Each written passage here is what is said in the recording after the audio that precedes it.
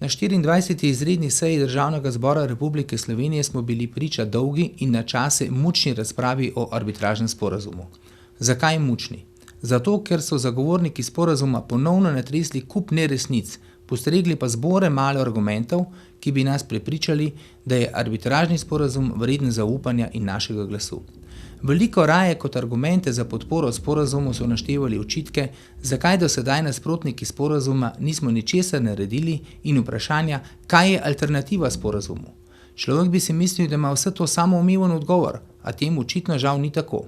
V Slovenski ljudski stranki se ves čas celovito in dosledno zavzemamo za pravično rešitev mejnega vprašanja. Tako smo že večkrat v proceduro v Državni zbor vložili resolucijo o meji med Republiko Slovenijo in Republiko Hrvaško. Prvič leta 2001, nato ponovno leta 2006 in nazadnje v tekočem mandatu 28. oktobra 2008. Nikoli nismo dosegli, da bi bila obravnava te resolucije tudi dejansko uvrščena na sejo.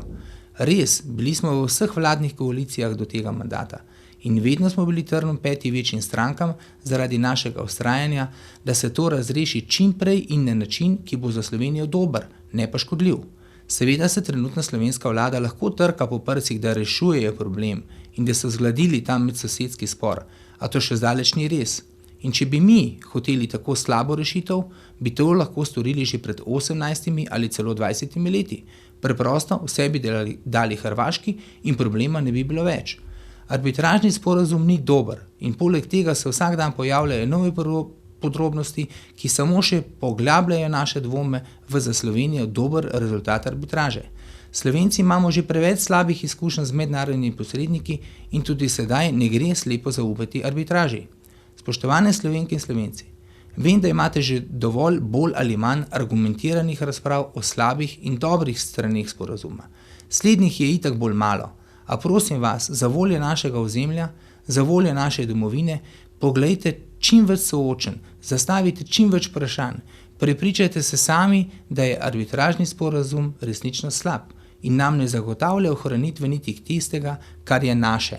Potem pa pojdite v nedeljo 6. junija na referendum in glasujte proti arbitražnemu sporazumu. Zakaj? Zato, ker nam nihče nima pravice jemati, niti naša sedanja izvoljena oblast ne, našega ozemlja, našega morja in naše pravice do prostega dostopa na odprto morje, kar Slovenija vedno je in vedno bo imela. In zato, ker imamo potem dovolj časa, da trezno, umirjeno, predvsem pa soglasno odločimo o tem, kako naprej. Ne pozabimo, odločitev arbitražnega sodišča je zavedno. Zavedno, ne glede na to, kaj se zgodi z Evropsko unijo. Kako torej naprej po zavrnitvi arbitražnega sporazuma? Vlada Republike Slovenije, ki bi morala biti vlada vseh državljanov, nam grozi in nas vari pred mednarodno blokado. Pogojuje mir v regiji s sprejetjem sporazuma, skratka napoveduje grozljivo prihodnost, če se Slovenci postavimo zase. Dejstvo pa je, da se nič od tega ne bo zgodilo. Pravica vsakega naroda je braniti svoje ozemlje. In samo to delamo. Branimo tisto, kar je naše. To smo delali leta 1941, to smo delali leta 1991, to delamo danes. Ne z orožjem, pač pa z argumenti.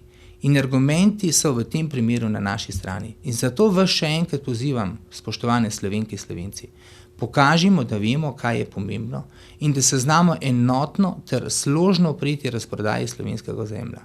Vsi vemo za grenko izgubo Trsta, Gorice, Koroške. Ne izgubimo še ostalih delov ozemlja samo zato, ker trenutna oblast vodi nespametno politiko.